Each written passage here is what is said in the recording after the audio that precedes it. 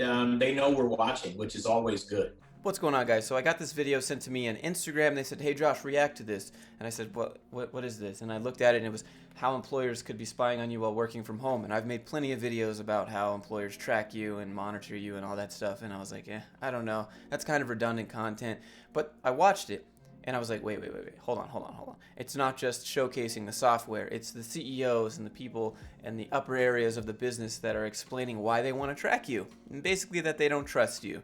And I thought that you guys might get a kick out of this. Some of it's pretty infuriating, especially the part when he goes, they know we're always watching, which is a good thing. Before we jump in, just do me a favor real quick. Click like, click subscribe, and leave comments after this and let me know what you think. Many people are stuck working at home right now. And according to a new survey, 77% of workers want to continue to work from home once the pandemic is over. The COVID-19 crisis has accelerated the global embrace of remote by at least 10 years. So you have tens of millions of people now that are suddenly remote, many of whom are doing this for the first time. Fun fact, I applied to GitLab. They basically told me I didn't have enough Stack Overflow points to get hired there. So they say that Reddit Karma doesn't count and your Stack Overflow gold may never count, but in fact it does. For some people, there's a real fear of if you send all of your employees to work from home, won't they just watch Netflix, play video games, not get dressed, and you'll still be paying them? So there's nothing wrong with any of those things that he just listed. There's a real fear.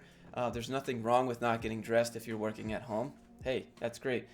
There's nothing wrong with putting on Netflix while you're working at home. And let me explain. A lot of people listen to podcasts in the background. A lot of people listen to music in the background at work.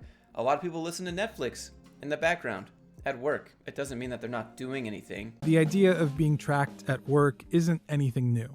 We sign off a lot of our rights when we go to work for someone. And, it's in that big pile of paper that you get on your first day. Just remember that. You don't get all of your rights. You're signing them away. That big stack of HR papers. You need the job, right? So you can't really say no. Employers have an interest in trying to understand what people are doing when they're paying for them to be at work.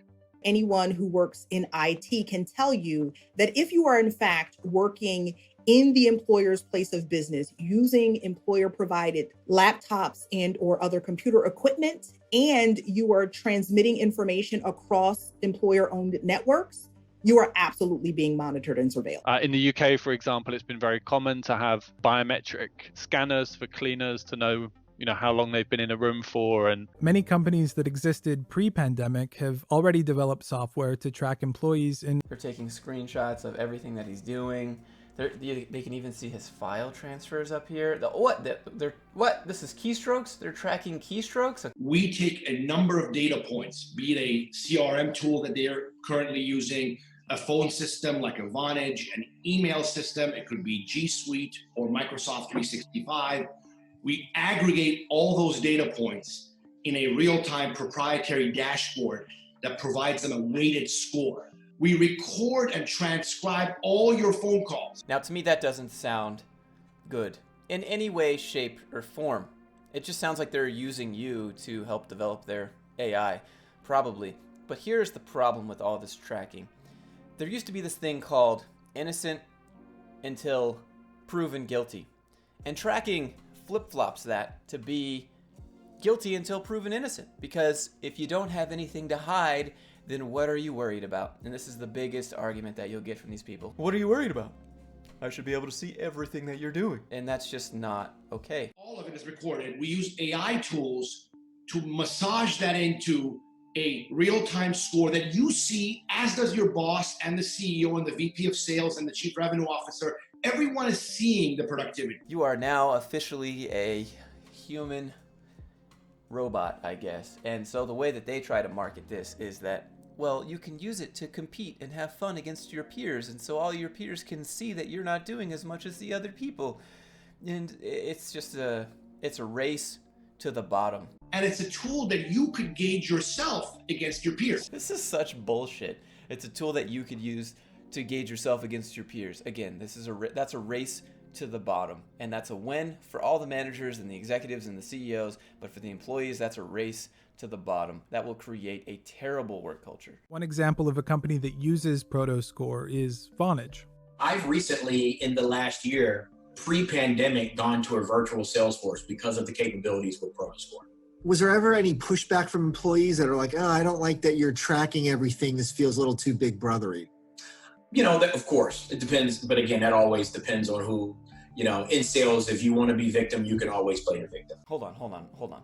He just dodged the question completely. I don't know if you guys noticed that there, but he says, is there ever any pushback from people? We don't want you tracking us. Well, if you want to play the victim, there's nothing playing the victim about saying I don't want to be tracked. You're assuming that I'm doing something wrong and that you're entitled to see what I'm doing. I mean, this is typical corporator. And they know we're watching, which is always good. They know we're watching, which is always good for my wallet and my bottom line and refilling my yacht. Our technology allows for the monitoring and tracking of the work that the user, the worker, reports as work done.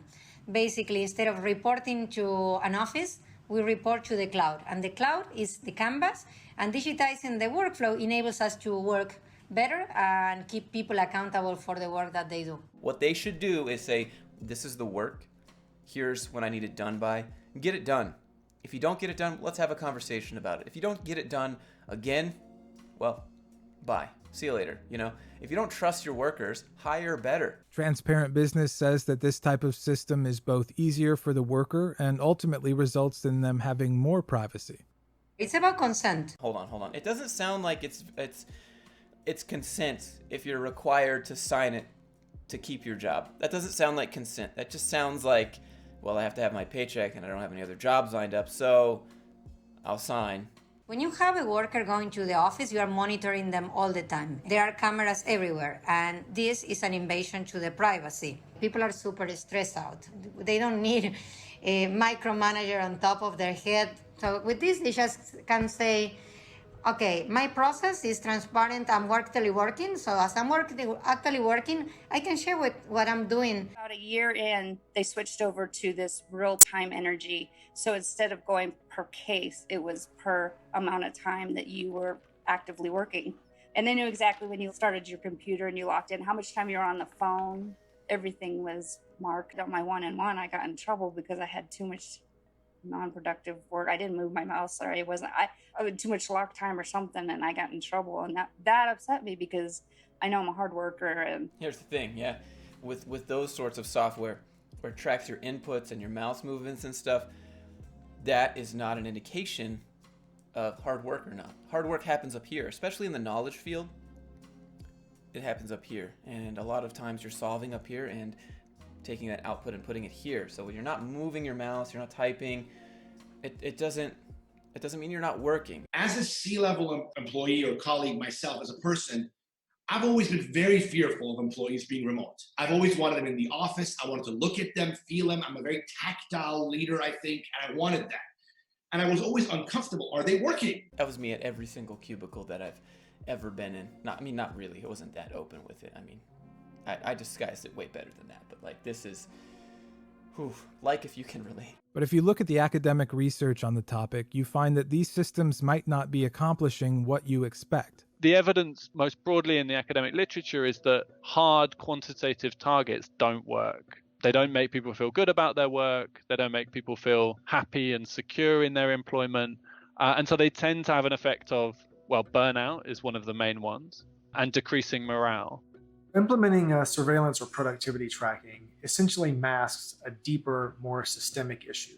And that is, do people actually know what makes them successful at work? We've known since the 50s that people do their best when they're given their goals, they're given the tools to meet their goals, and they're set on their way. We increasingly find that employees are willing to forego some of their privacy in exchange for jobs, particularly in the current economy. But when it gets down to individual data, it's just, I can't think of any other reason you would do it than you don't trust your people. Both ProtoScore and Transparent Business promote the idea of openness and keeping workers informed on what's happening. But companies are not legally required to do that. There's a really good point, right? They get to collect every single bit of information about you, but you don't get any information about them. The more you think about it, the more it starts to seem really silly. The people interviewing you get to run background checks on you. The people interviewing you get to know how much they're going to offer you in terms of money, but you don't get to background check the person that's interviewing you. You don't get to background check the CEO of the company. You don't get to know how much he's getting paid. You don't get to know any of that stuff, right? But if you're going to put this company in charge of paying you, in charge of your livelihood, shouldn't you be able to have some of that information too? But instead, no, they just treat you like cattle. The key here is don't just look at how often someone is sitting in front of their keyboard or in front of their desk. That was never a great way to measure productivity, even in the office. Fundamentally, we believe that you should measure results, not hours spent. And that's how it already works for many people in management. When are we going to start measuring the CEO's productivity? At the end of the day, it's investor returns and how we do that and grow the stock price, right? For public or private company. What an asshole, bro. He just smiles. He goes, well, at the end of the day, it's about that bottom line and my new yacht and my new private jet. You know what I'm saying?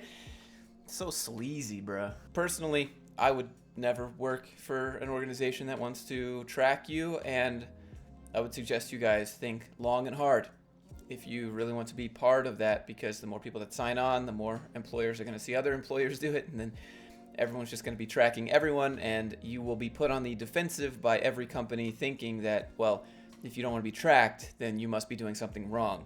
If you want to see more videos like this, click subscribe. We make fun of corporate here a lot. We talk about corporate and the antics that go on because I just want the people that work those jobs to be taken care of and treated fairly. If you'd like to support the channel, I have some links down in the description. I'd appreciate it if you take a minute to check those out. I have some courses, some free trials you can check out for Skillshare and such.